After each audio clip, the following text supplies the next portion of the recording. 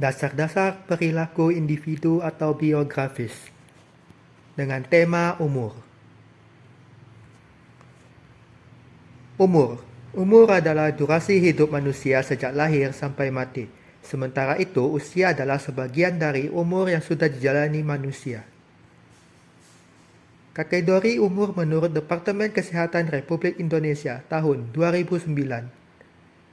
Yang pertama, ada masa balita dari 0 sampai 5 tahun, masa kanak-kanak usia 5 sampai 11 tahun, masa remaja awal usia 12 sampai 16 tahun, masa remaja akhir usia 17 sampai 25 tahun, masa dewasa awal usia 26 sampai 35 tahun, masa dewasa akhir usia 36 sampai 45 tahun, masa lansia awal usia 46 sampai 55 tahun, masa lansia akhir usia 56 sampai 65 tahun, dan terakhir masa manula usia 65 sampai ke atas.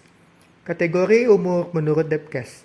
Menurut Depkes, umur seseorang dikategorikan ke beberapa tingkatan yang tentunya hal tersebut sudah diperhitungkan sebelumnya.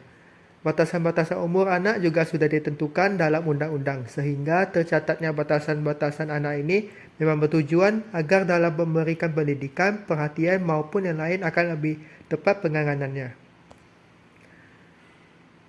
Kategori umur dari masa balita 0 sampai 5 tahun. Untuk usia anak yang masih dini akan diperhatikan secara khusus dan diharuskan untuk mengikuti kegiatan posyandu secara rutin.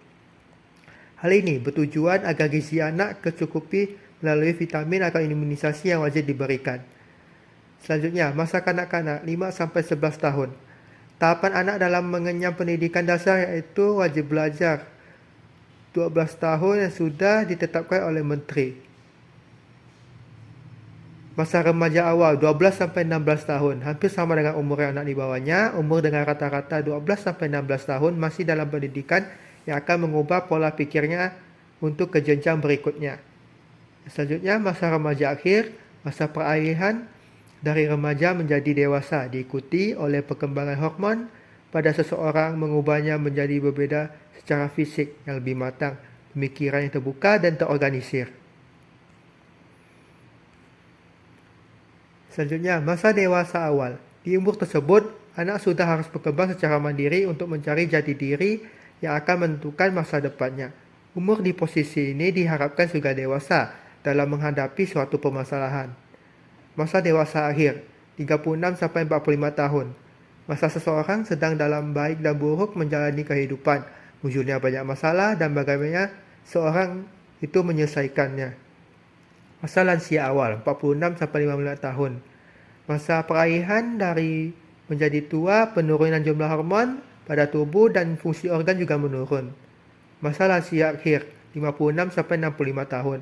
Masa menuju tua yang harus memperhatikan psikis, biasanya mulai menurunnya indera penglihatan dan pendengaran. Terakhir, masa manula, di atas 65 tahun. Untuk umur-umur selanjutnya, masa tua di mana mereka harus memperhatikan kesehatan. Dengan adanya fasilitas posyandu lansia, diharapkan bisa dimanfaatkan dengan baik.